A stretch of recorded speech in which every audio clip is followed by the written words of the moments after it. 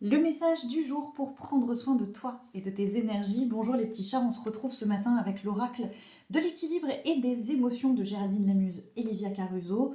Les émotions, c'est ce qu'il y a de plus important dans ta guidance propre. Et parfois, c'est pas facile de les identifier.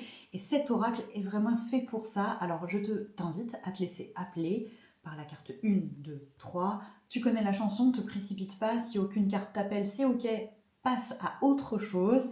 Et moi, je te donne tout de suite les petits messages associés. Alors, carte 1, l'invisible. Ici, tu te sens, je pense, appelé par quelque chose qui n'est pas concret. Ça peut être une forme d'intuition, mais ça peut être aussi une forme d'instinct ou une sensation qui t'amène, qui t'emmène, qui t'entraîne vers quelque chose. Fais-lui confiance. S'il te plaît, fais-lui confiance.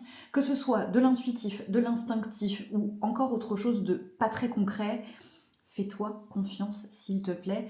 L'invisible nous sert. Je t'assure que c'est la vérité. L'invisible te sert, t'accompagne, t'emmène là où tu dois aller. Fais-lui confiance. Carte numéro 2, la réussite. Oui, tu as le droit de te réjouir de tes réussites. C'est ok. On va arrêter avec ces trucs d'ego soi-disant mal placés. Quand t'es fier de toi, t'es fier de toi et t'as le droit de te l'accorder. Parce que la vie, c'est pas un chemin facile. Il y a des embûches, il y a des échecs, il y a des trucs compliqués, il y a des trucs douloureux. Alors, quand ça fait du bien et quand c'est chouette et quand ça te fait du bien, bah t'as le droit quand même d'en profiter, de le regarder, de te nourrir de ça. Alors, s'il te plaît, fais-moi un mur de gloire à ton image et à ton succès, reconnais tes réussites, reconnais tes succès, nourris-toi-en et surtout sers-t'en comme moteur pour continuer parce que de toute évidence, t'es sur la bonne voie. Enfin, dernière carte, un peu moins sympa que les deux autres, on va pas se cacher, déni.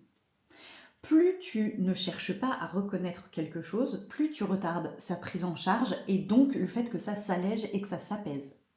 Je suis désolée, c'est très cache-pistache, mais plus tu luttes, plus tu refuses de regarder quelque chose, moins tu peux y faire quoi que ce soit.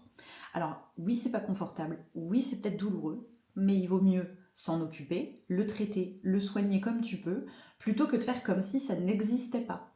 Sinon, bah, comme un petit bobo dans ta main si tu as une écharde, si tu t'en occupes tout de suite, ben, ça va mieux. Oui, tu passes un sale quart d'heure le temps d'enlever l'écharde, je te l'accorde, mais au moins c'est fait, on n'en parle plus et on est soigné. Alors que si tu laisses l'écharde s'infecter, ça va donner quoi?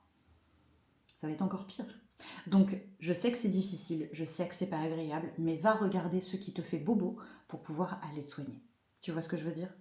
J'espère que le message vous a parlé, racontez-moi dans les commentaires, vous savez que je viens répondre à tout le monde et que je vous lis absolument tous. Et moi je vous souhaite une bonne journée.